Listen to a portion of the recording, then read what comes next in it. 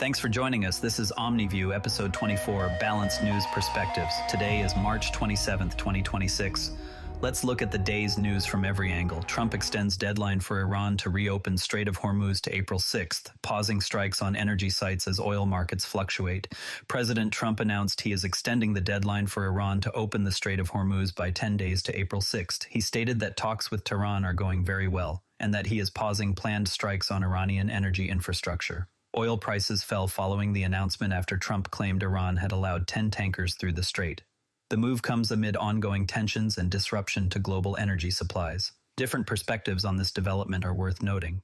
The Guardian frames Trump's statement as part of a pattern where military buildups rarely lead to an off-ramp. It notes he is urging Iran to end the war or face consequences while extending deadlines. Bloomberg reports markets are reacting to the gap between Trump's talk and actions. Some analysts warn of severe price spikes if the conflict continues. Al Jazeera emphasizes that the Strait of Hormuz is not merely an oil choke point, but the single point of failure for globalized production. It highlights risks to countries far from the region. Both sides agree the strait's status directly affects tanker movements.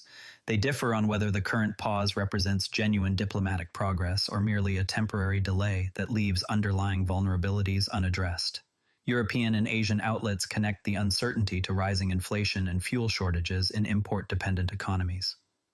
The question worth considering: how does the 10-day extension affect immediate energy supply chains, and what incentives exist for all parties to reach a lasting agreement? Shifting now to the ripple effects of these disruptions. India slashed taxes on diesel and petrol to shield consumers from rising prices caused by the Middle East conflict. Australia is experiencing panic buying and fuel supply concerns. This prompted the Prime Minister to reassure citizens that supplies remain secure. Sri Lanka is bracing for a new economic crisis reminiscent of 2022 as fuel shortages emerge.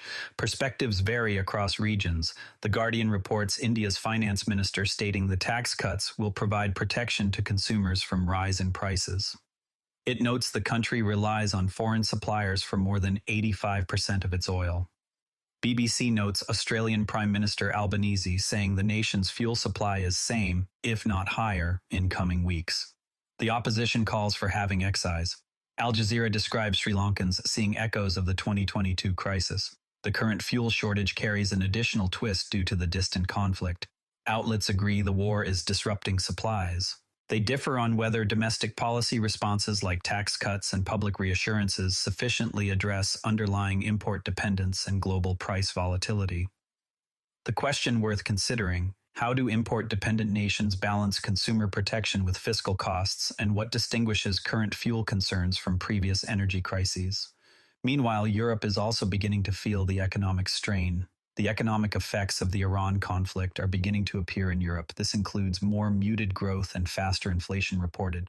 The situation risks deepening industrial, fiscal, and political pressures across the region. Bloomberg reports the toll is hitting home in Europe. It links the conflict to broader economic strain. European perspectives tend to focus on the downstream effects on industry and consumers.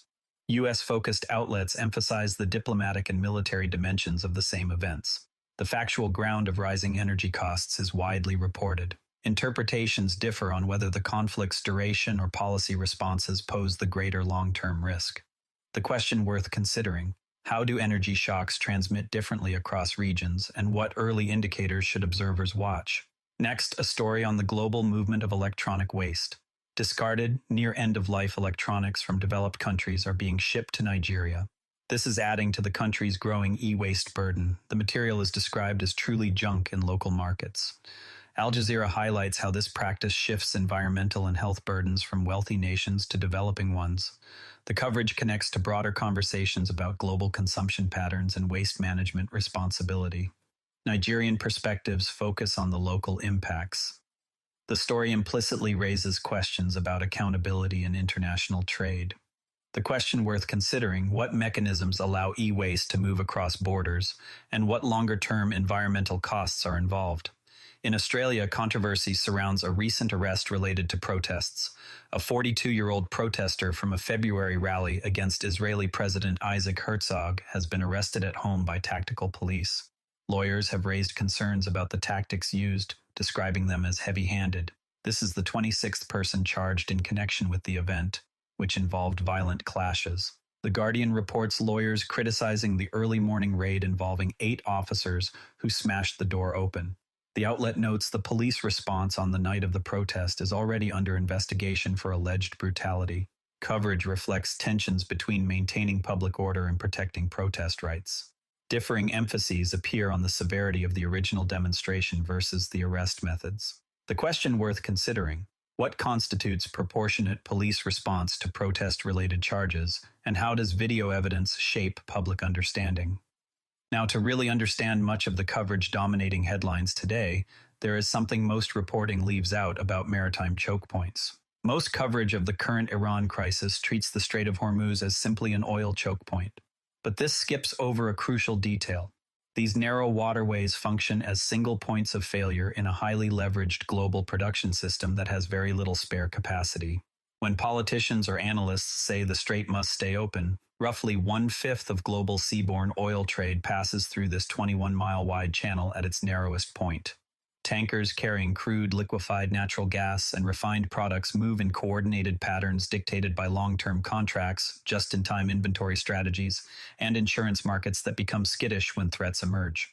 A credible threat of closure does not merely raise today's price. It forces immediate rerouting decisions, spikes insurance premiums, and triggers precautionary buying that can amplify volatility even before physical supplies are interrupted. Historical parallels include the 1973 oil embargo and the 1980s tanker war. Both showed how quickly market psychology can outrun actual supply disruptions. Knowing this mechanism changes how you interpret news. When you hear reports of a deadline extension or a small number of tankers being allowed through, you can evaluate whether the story is focusing on diplomatic signaling or on the underlying physical and financial leverage that makes even short closures expensive. Claims of imminent $200 oil rest on assumptions about duration and insurance response. Reassurances about secure supplies often rest on assumptions about alternative routes that have limited capacity. Next time you see a headline about the Strait of Hormuz or Red Sea shipping, ask who benefits from heightened fear versus calm. Ask what is the actual mechanism: physical blockage, insurance withdrawal, or political signaling. And crucially, which countries have strategic reserves or alternative energy sources that buffer them and which do not. Before we go, tomorrow, watch for further developments on whether additional nations secure bilateral passage through the strait and how oil prices respond to any new diplomatic statements. That wraps up today's Omni View. Remember, the best informed people read more than one perspective. If this show helps you do that, share it with someone who values fair coverage. See you tomorrow. This podcast is curated by Patrick, but generated using AI voice synthesis of my voice using ElevenLabs. The primary reason to do this is I unfortunately don't have the time to be consistent with generating all the content and wanted to focus on creating consistent and regular episodes for all the themes that I enjoy, and I hope others do as well. Without taking the dive, we went on vacation. We had a nice time. My doomsday